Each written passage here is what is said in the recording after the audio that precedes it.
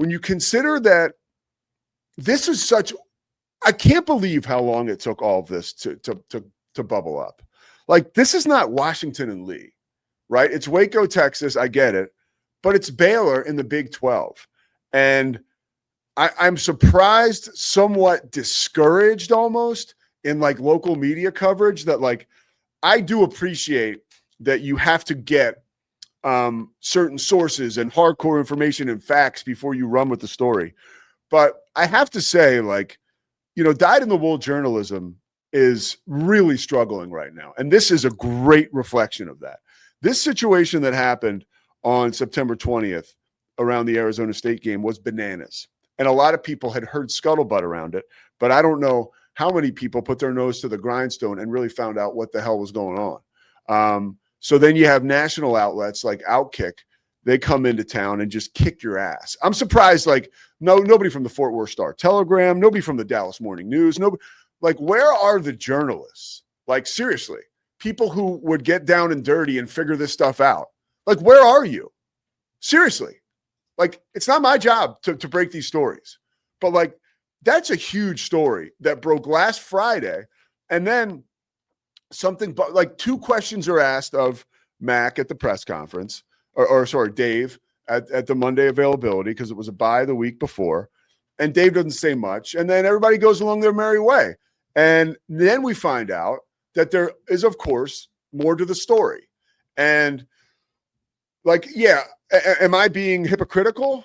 No, I'm not a newsbreaker. That's not what I do. I got out of that business because I hated it and whatever. I love the people I work with, but I just didn't like that. I mean, TV news sucks now. I mean, to be honest with you, that's a whole nother story.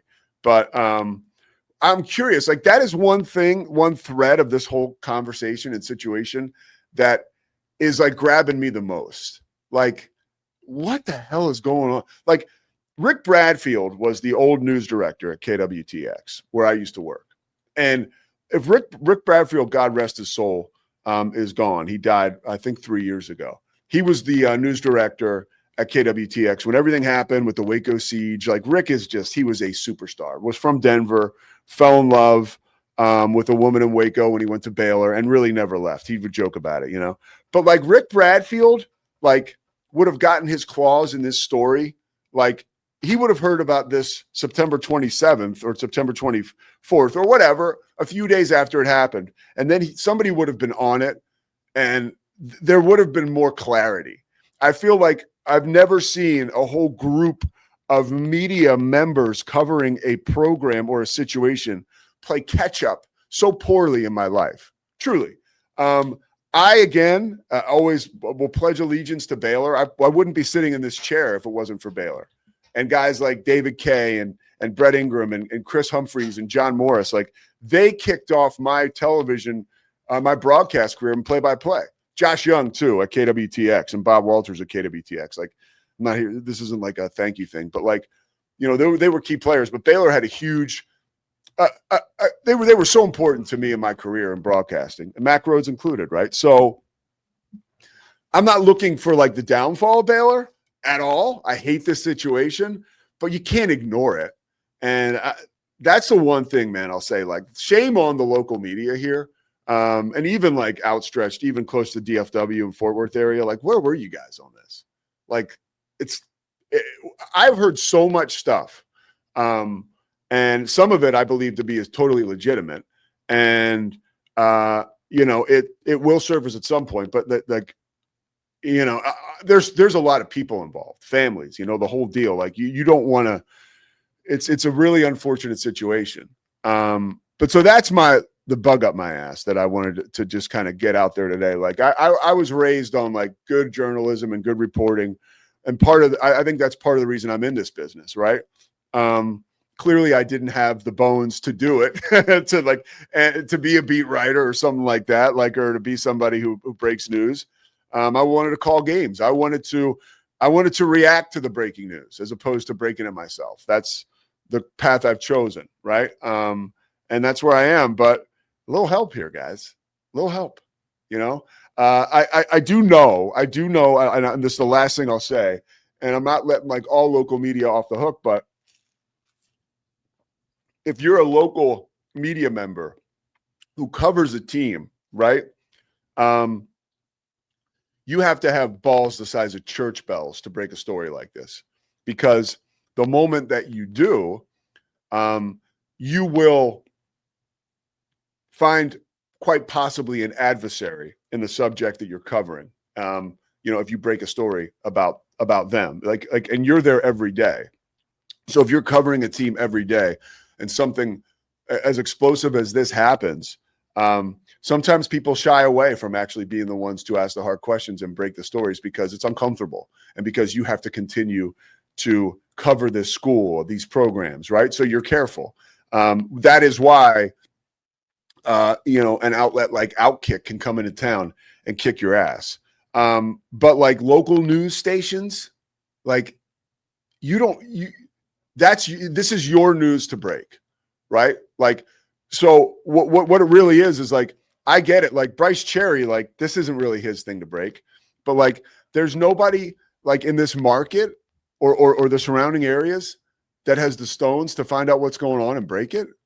Or even I'm getting no information from local media outlets. I'm getting none. Like there's not one news station in this goddamn area that covers Baylor that has produced one piece of like looking under a rock what happened in this situation. And that is not a knock specifically on any station in this market. KWTX has been essential to my growth as a person and as a professional. But like that is a reflection on journalism today and where we are. Like it's scary that this story, one of this magnitude, has just been crawling along, right? I feel like Baylor is breaking the news, like because they're like, oh, we have to do something because they're going to do the right thing. So now we move forward. And it's like, how does this situation, which has gone down, what are people saying in the chat, Scotty? I can't see. I don't have my glasses on. Kevin Fisher says, it's why often columnists break the story and the best writers source/report on it.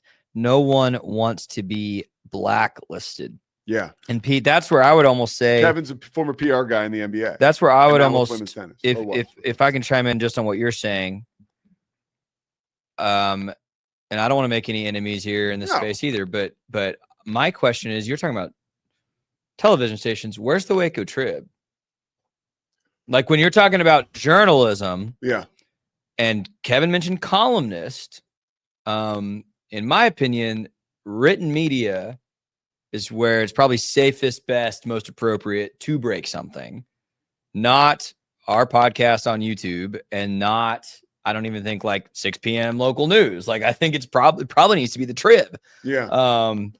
But like you're saying, what's tough about Waco, like it, love it, leave it, I kind of hate it, is I love it. If you don't play ball with Baylor, Baylor doesn't play ball with you.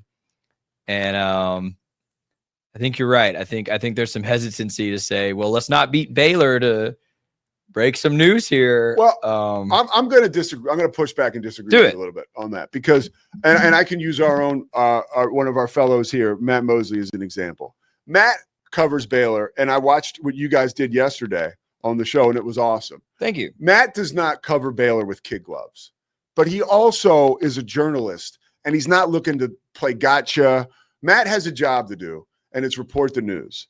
And I think that Matt is a great example of, he still gets along with people at Baylor. Maybe he doesn't have the greatest relationship with certain figures there, but Matt is still a credentialed member of the media, still does his thing at any game he wants to go to. And it's not because, he's fair. So I disagree. Like, I don't think Baylor will not play ball with you if you cover the school and programs fairly. So let me go back to this then. Back to the Trib. I think part of why Matt has that relationship with Baylor is longevity, right? He's been doing this a very long time. Remember, Mosley's the guy that broke the Baylor basketball scandal over 2 decades ago for Dallas Morning News. So he's got a long established relationship of respect with Baylor that most don't have. Yeah.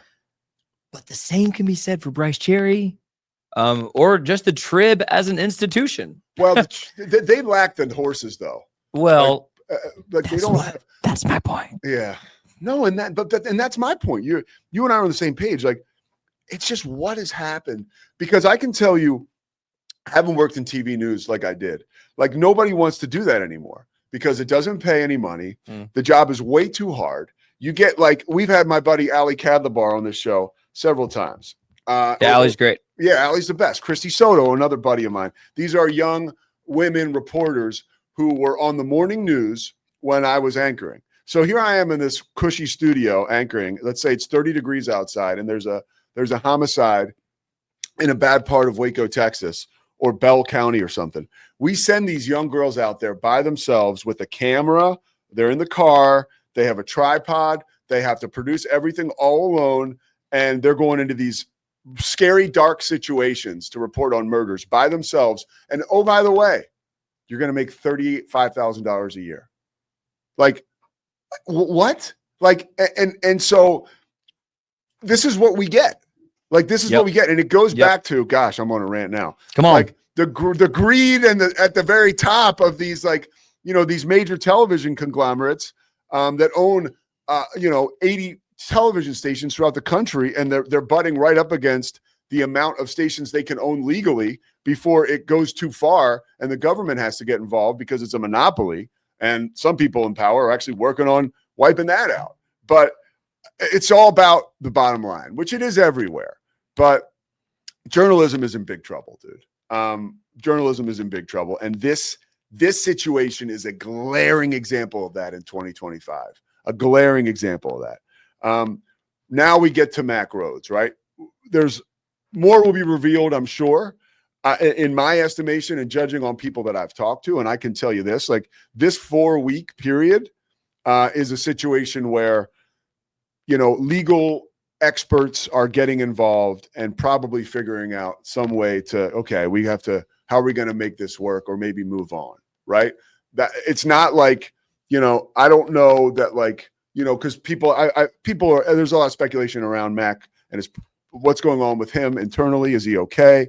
I've heard nothing about him going to a place where he would get okay. Maybe that is in the cards, right? Because there's been stuff there. But, like, I trust that Baylor's going to do the right thing. This is a really tough job if you're on the staff at Baylor. It really, really is a tough job. And so I'm thinking about all those folks. I'm calling a Baylor basketball game tonight. They play Tarleton at home. So that's like a home game for me. But the one thing I do want to share on real quick before we get to Dave Logan is when you look at this situation with Mack Rhoades and you look at moving forward, I also have heard that like, folks around the football program are understanding that this actually bodes well for the future of the staff and Dave Aranda.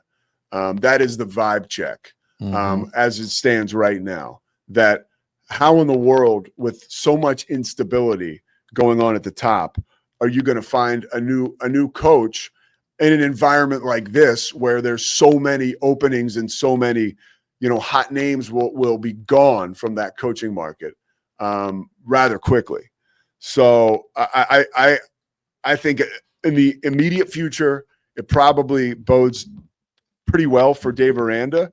And then you also think, hey, one thing that could be possible that we can talk about down the line if it does come to fruition, like, how does Dave do without Mack?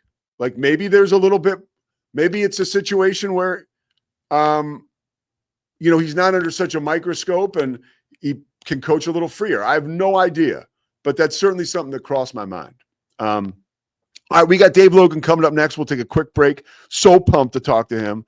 I'm one of the guys that remembers his career as a member of the Cleveland Browns, and of course, love his work in Colorado. I lived in Colorado Springs for a little while. I could pick up his radio show. This is like years ago. But I want to talk about the Broncos. I want to talk about Colorado right now. What's going on with Coach Prime? So we'll step aside, take a short break. The Pete Souza Show's presented by Slovaceks. Dave Logan on the other side.